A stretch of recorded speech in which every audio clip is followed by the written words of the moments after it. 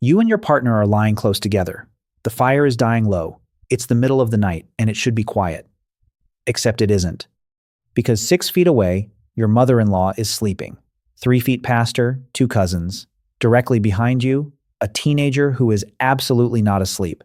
This is not a bad camping trip. This is your entire life. For roughly 300,000 years, humans lived in groups of 15 to 50 people with no walls, no doors, no separate spaces of any kind. You ate together, hunted together, slept together, and everything that happened between those things happened in the same shared space. No exceptions.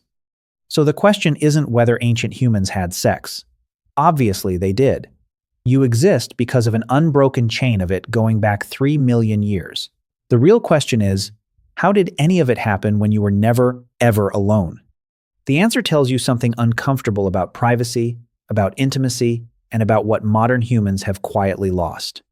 The most consistent pattern anthropologists find across hunter-gatherer societies is timing.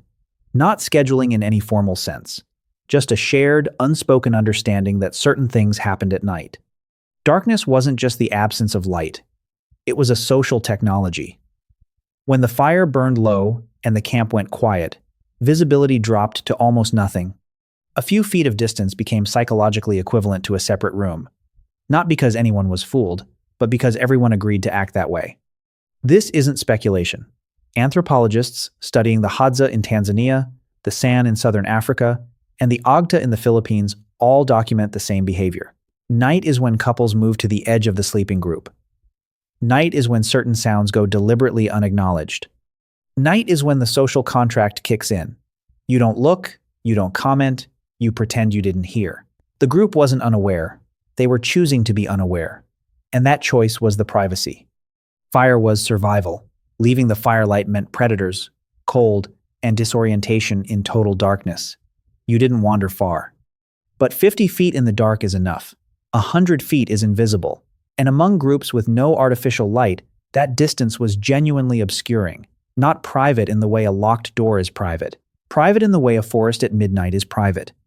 Studies of hunter-gatherer groups consistently show that couples would move away from the main sleeping area, not far, not long, just enough to cross the invisible threshold of social acknowledgement. What happens outside the firelight officially didn't happen. This is also where geography mattered. Groups that lived near dense vegetation, rock formations, or riverbanks had natural cover. Groups living on open savanna had the dark and not much else. They worked with what they had. Here is the part that gets underestimated. Ancient humans didn't invent physical privacy. They invented something more sophisticated. They invented the agreement to pretend. Think about a modern public restroom. There are strangers on both sides of you. Everyone can hear everything. Nobody acknowledges it. Not because they can't, but because there's a shared social rule that says this space belongs to everyone and therefore requires everyone's cooperative discretion. Ancient humans ran the same logic across their entire lives. Anthropologist Colin Turnbull lived for years with the Mbuti people in Central Africa. He documented that they had no word for privacy. Not because the concept was too primitive for their language, but because needing to be alone was a foreign idea. Solitude wasn't desired. It was dangerous. The group was protection. Separation from the group was a thing that happened to people who died. So the Mbuti, and likely most ancient human groups, didn't structure their world around moments of isolation. They structured it around collective discretion. Everyone knew certain things happened. Nobody named them. Nobody stared. The social fabric held because everyone agreed to hold it. That isn't primitive. It's a genuinely different relationship with intimacy than the one modern people have built behind locked doors. Here's something that will feel strange. Ancient humans probably didn't experience what we call privacy as a loss. The modern craving for alone time is real and documented. Studies consistently show that people who feel they lack privacy report higher stress, lower relationship satisfaction, and diminished sense of autonomy. Privacy isn't just a preference for us. It feels like a right. But that feeling is built on a specific kind of self. A self that is separate from the group. An individual with an inner life that belongs to them and nobody else. That self is not ancient. It's recent. It's agricultural. It emerged slowly as walls went up, as property developed, as the concept of a private life that you owned became possible. For most of human history, Your identity wasn't something you had apart from your group. It was something you had inside your group. You were a hunter, a mother, a healer, a storyteller. Those roles were public. Your value was visible. The idea of an inner private self that needed protection from the eyes of others wouldn't have made sense. So, when ancient humans arranged their intimacy through darkness and distance and collective pretense, they weren't tolerating a lack of privacy. They were operating in a world where the concept barely existed. There is also something humans share with most social primates that modern culture has largely buried. Mating in group contexts is not unusual in the animal kingdom. Chimpanzees, bonobos, and gorillas all reproduce within full view of their social group. No primate except modern humans has developed a cultural expectation of isolation around reproduction. That's not to say ancient humans were indifferent to discretion. The evidence from hunter-gatherer societies suggests they clearly weren't. But the intensity of the modern cultural taboo, the locked room, the separate bedroom, the full sensory isolation we now consider the baseline, that's new. It's infrastructure. It came with walls. Before walls, the taboo was social, not physical. And social taboos are maintained differently. They require more trust, more cooperation, more collective investment in one another's dignity.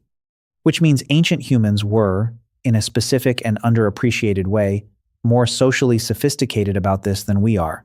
We outsourced the problem to architecture. They solved it with one another. Agriculture changed everything. Around 10,000 years ago, humans began farming. Farming meant staying in place. Staying in place meant permanent structures. Permanent structures meant the first walls.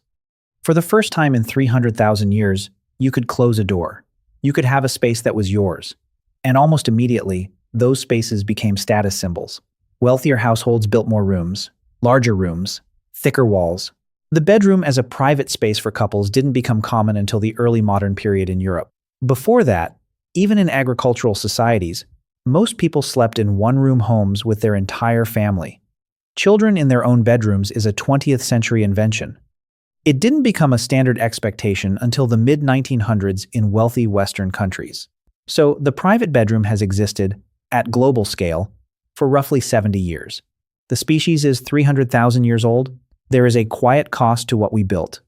When ancient humans arranged intimacy through social agreement rather than physical separation, they were forced to be present to one another in ways we no longer are. You knew the people around you. You depended on their discretion. They depended on yours.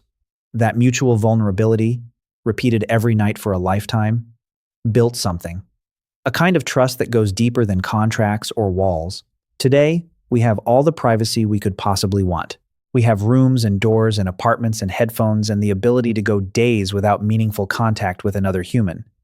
We built so many walls we forgot they weren't the point. Ancient humans were never alone. They found ways to be intimate anyway, inside the noise and proximity of people they could not escape. That required a skill most of us have never had to develop. The skill of being fully human in front of other humans, with no door to close, no exit to take. They didn't have privacy. They had something harder to build and easier to lose. They had each other. For more videos like this, please subscribe, like, and share.